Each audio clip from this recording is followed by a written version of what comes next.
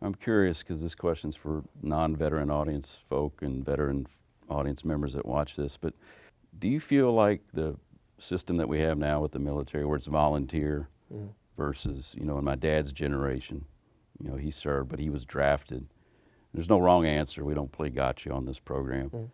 Do you think the draft or conscription would be something that would change that misunderstanding, or do you think keeping it volunteer the way it is the way it should be?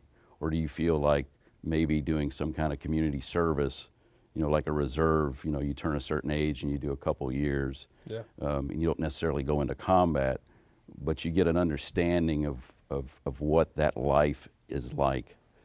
Yeah, so that's sort of a two-part question, but I think volunteer obviously is the best route to go, because you want someone doing the job that wants to do the job, right? It's just the same as if I was making someone do something versus asking them to do it. I'm going to get a better result generally by asking. So, I don't foresee there ever needing to be a draft system again. But I still, I have to say that even though those in the past may have been drafted, they did serve honorably, and so I appreciate that, right? And really respect them for doing such a hard job, and maybe that wasn't what they wanted to do, maybe that wasn't their dream, and that doesn't make them wrong. I want to be clear on that, because some people will be like, well, what do you mean you didn't want to serve your country? But there's other ways to serve. It ain't all just about, serving in the military, but maybe they wanted to do something different. Maybe they wanted to be a doctor or something of that effect, and so I'm just glad that they answered the call regardless, and they did what they had to do for us.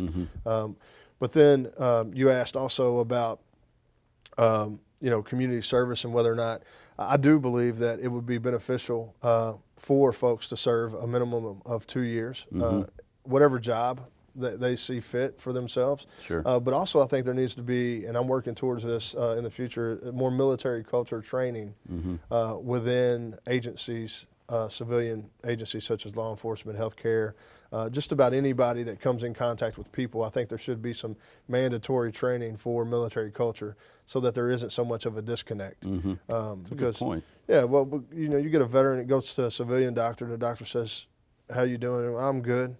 He could have all kind of things going on, right? But if he says he's good, well, then the doctor's like, "Okay, well, thanks for coming," and just not understanding that generally when a veteran says they're good, that isn't always the case, right? And just being able to go a little deeper into that and ask more questions, right? Just because we're just hard-headed, right? We're stubborn. I don't know a better word for it. And so, we're just used to overcoming things, and so we're like, I'm good. Just a little back pain. Could have a blew out disc in your back and wouldn't, So I think that would be beneficial for those agencies to participate in some training like that so that we can get it right. I appreciate you sharing that. I was curious your answer to that, because you've actually been there and served and been in combat, so I wanted to get your take on that.